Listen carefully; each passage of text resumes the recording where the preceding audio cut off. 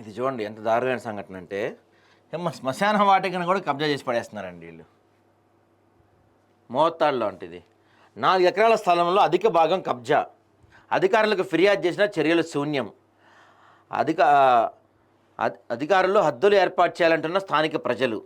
సంవత్సరాలు గడుస్తున్నా పూర్తి కాని వైకుంఠధామ నిర్మాణ పనులు. ఇబ్బంది పడుతున్న గ్రామ ప్రజలు పట్టించుకొని సంబంధిత అధికారులు. ఆఖరికి దీన్ని కూడా వదలట్లేదంటే ఈ కబ్జాకోరులు ఏం చెప్పాలండి. బాల్కొండ నియోజకవర్గంలోని మోర్తాడు మండల కేంద్రంలో నిర్మిస్తున్న శ్మశాన వాటిక స్థలం కబ్జాకు గురవుతుందని, శ్మశానానికి సంబంధించిన భూమి సుమారు 4 ఎకరాల వరకు ఉండేది. ఇప్పుడు చూస్తే సగం భూమిని అక్రమంగా కబ్జా చేశారని స్థానికులు ఆరోపిస్తున్నారు.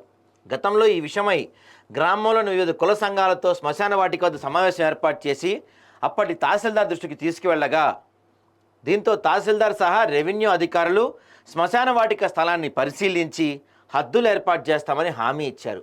అయితే అది ఇంతవరకు కార్యరూపం దాల్చలేదు.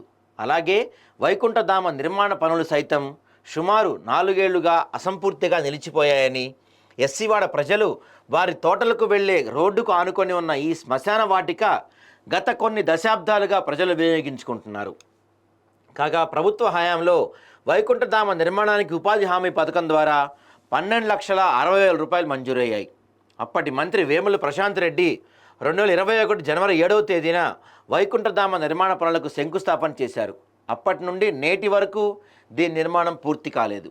మోర్తాడు గ్రామంలోని జనాభాలో ఎక్కువ భాగం ప్రజలు ఈ శ్మశాన వాటికను వినియోగించుకుంటున్నారు. ఈ వైకుంఠధామంలో 2 దహన వాటికలు, కాటికాపరి గది, శ్మశానానికి వెళ్లే ప్రవేశ ద్వారం పనులు కొద్ది శాతం మిగిలి ఉన్నాయి. దహన వాటికలు పూర్తి కాకపోవడంతో బయటనే శవదహనాలు చేస్తున్నారు. మహిళలకు, పురుషులకు వేరువేరుగా స్నానవాటికలు పూర్తయితే శ్మశానానికి వెళ్ళి కంకర రోడ్లు గుంతలు పడి కంకర తేలి అక్కడికి వెళ్ళటానికి కూడా అసౌకర్యంగా మారిందంట.